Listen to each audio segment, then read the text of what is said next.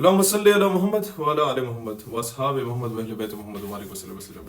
دیکھیں، ایک point of view clear کرنا بہت ضروری ہے، ایک کانسیپٹ کلیئر کرنا بہت ضروری ہے، جو کہ عموماً پروپیگنڈا ہمارے خلاف ہوتا ہے کہ یہ تو پنجابیوں کی فوج ہے یا بہت ہو گیا پاکستانیوں کی فوج ہے، اس کا امت سے کیا لینا دینا ہے، اس نے تو ہمیشہ جو ہے وہ غیروں کی جنگیں لڑیں تو فلانا کیا، اور یہ تاثر بڑا پھیلایا گیا.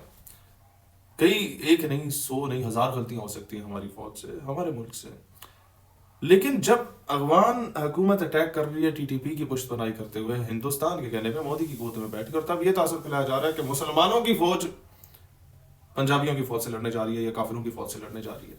تو یہ تاثر تھوڑا سا میں کلیئر کر لوں، اور اگر آپ کے بھی ساتھیوں میں سے یا جاننے والوں میں سے یا کامنٹ سیکشن میں کوئی شخص اس طریقے کا تاثر پھیلا رہا ہے تو اس تک یہ ویڈیو لازمی پہنچائیں.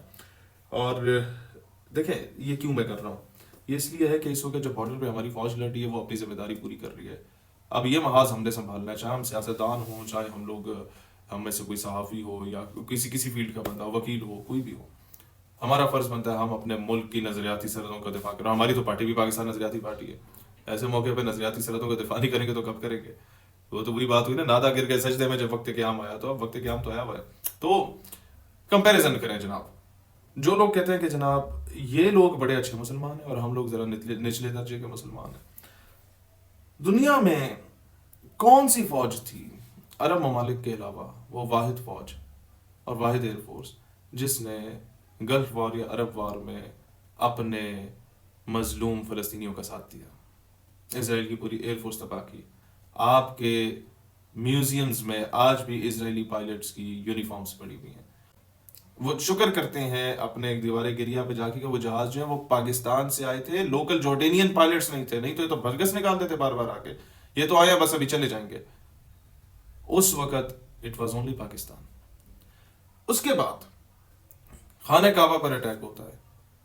ان دہشت گردوں کو خانہ کعبہ سے نکالنے والی کون سی فوج ہوتی ہے جب عربوں نے خود ہتھیار ڈال دیے ہوتے ہیں؟ ہماری ایس ایس جی کے لوگ ہوتے ہیں. اس کے بعد آپ کو اس چیز کا پتہ ہے کہ بوسنیا میں اینٹی ٹینک ویپنز تک وہاں کے مظلوم مسلمانوں کو پاکستانیوں دیا. ایک مسلمان وہاں زندہ نہ رہتا اگر پاکستان انڈائریکٹلی اپنی انوالومنٹ نہ بیچ میں کرتا. اچھا، پھر آپ کو ایک اور بات پتہ ہے، آپ آذربائیجان جاتے ہیں، اس کی معیشت تو پاکستان سے بہت بہتر ہے نا. میرے خیال میں مقروض بھی نہیں ہے کسی کا، بڑا ڈیولپ ملک ہے، لوگ بڑا پارٹی شارٹی کرنے جاتے ہیں باکو میں.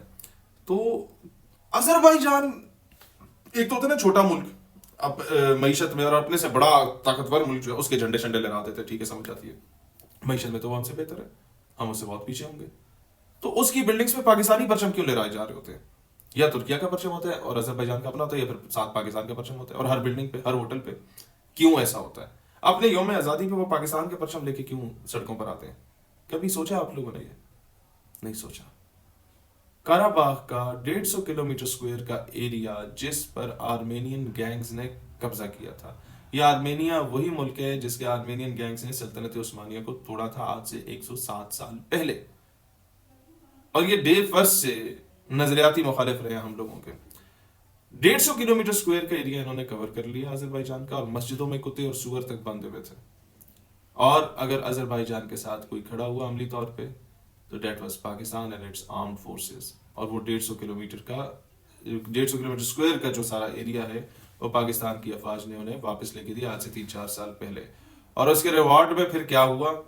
جب آپریشن بنیاد المرصوص لانچ ہوتا ہے تو اس وقت JF-17 ٹینڈر کے کچھ جہاز ایسے تھے جو کہ ان کی تعداد 7-8 کے قریب تھی، جو آذربائیجان نے ہم سے خریدے ہوئے تھے، پیمنٹ ہمیں کی ہوئی تھی، لیکن ان کے پائلٹس ٹریننگ ہمارے پائلٹ سے پاکستان میں لے رہے تھے.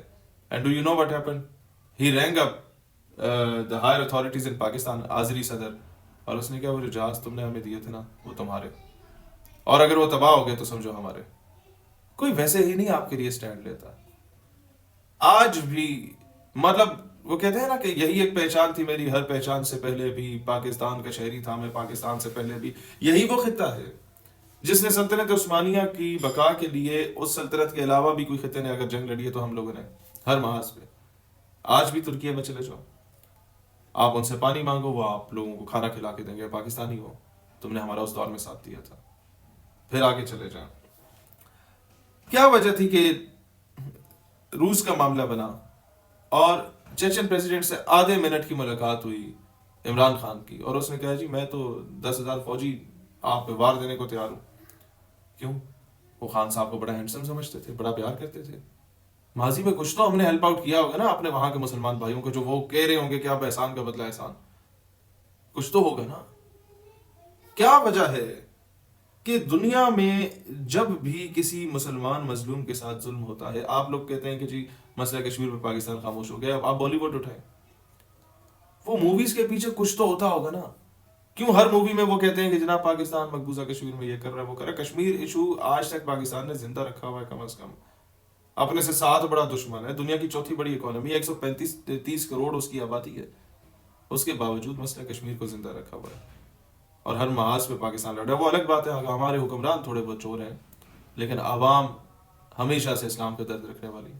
اور پھر جب بھی ناموس رسالت کا معاملہ بنا ہے دنیا میں کہیں پر بھی, کسی ملک میں بھی, پاکستان واحد ملک ہے جس کی ہر سیاسی جماعت, ہر مذہبی جماعت اور سرکاری حکومت اقوام متحدہ میں سب سے پہلے جا کے وہ مقدمہ پیش کرتی ہے ناموس رسالت کا. آج اگر توہین رسالت کے خلاف اسلاموفوبیا سے ریلیٹڈ اگر کوئی ریزولوشن اقوام متحدہ میں متفقہ طور پہ پاس کی گئی ہے تو پاکستان نے کرائی تھی. ایون صدر زرداری کے دور میں بھی, یہ تو خان کو کریڈٹ جاتا ہے, صدر زرداری کے دور میں بھی پیپلز پارٹی جیسی لبرل اور سیکولر جماعت جب تھی گورنمنٹ میں, تب ایک ملون نے جب گستاخانہ فلم بنائی تھی, اسی اگینسٹ پاکستان میں پہلا احتجاج ہم لوگوں نے ریکارڈ کیا اور بڑے دنگے شنگے بھی ہوئے. لیکن صدر زرداری نے اقوام متحدہ کے فورم پہ کھڑے ہو کے کہا تھا کہ پاکستان ایسی کوئی چیز دوبارہ برداشت نہیں کرے گا. تو یہ پاکستانی بائی نیچر ویسے نہیں ہے کہ میرے عرب کو آئی ٹھنڈی ہوا جہاں سے, میرا وطن وہی ہے, میرا وطن وہی ہے.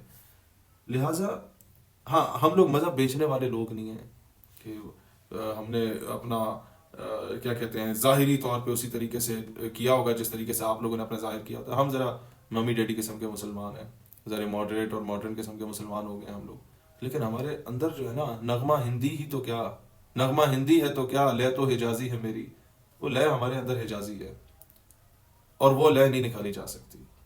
یہ ہمارا ان بلٹ فیکٹر ہے اس خطے کا, اپنے نبی پاک علیہ الصلوۃ والسلام سے ٹوٹ کر محبت کرنا, بے انتہا محبت کرنا, ان کے لیے اپنی جان مال عزت آبرو تن من دھن بیوی بچے قربان کر دینا. یہ آپ کو سب سے زیادہ کہیں نظر آئے گی تو پاکستان میں نظر آئے گی. تو بجائے اس کے کہ پروپیگنڈا کرنا پاکستان کی قوم کے خلاف, پاکستان کی افواج کے خلاف, اوکے سوکے ویلے میں ایون آپ ہمارے افغان بھائیوں کو, جب روس وہاں پر گھسا تھا تو کس نے, واحد اسلامی ملک جو آپ کے ساتھ کھڑا تھا, ہم کھڑے تھے. ہم نے روس کے 6 حصوں میں تقسیم کر کے واپس بھیجا. اور پھر جو آپ لوگوں کو پروپیگنڈا انڈیا پڑھاتا ہے نا, وہ جی انڈیا کو تو اپنا امریکہ والے معاملے میں اڈے دے دیا, فلاں کر دیا. کچھ جنگیں ڈائریکٹلی نہیں لڑی جاتی ہیں, کوئی حکمت بھی مومن کی میراث ہوتی ہے, کچھ انڈائریکٹلی لڑی جاتی ہیں.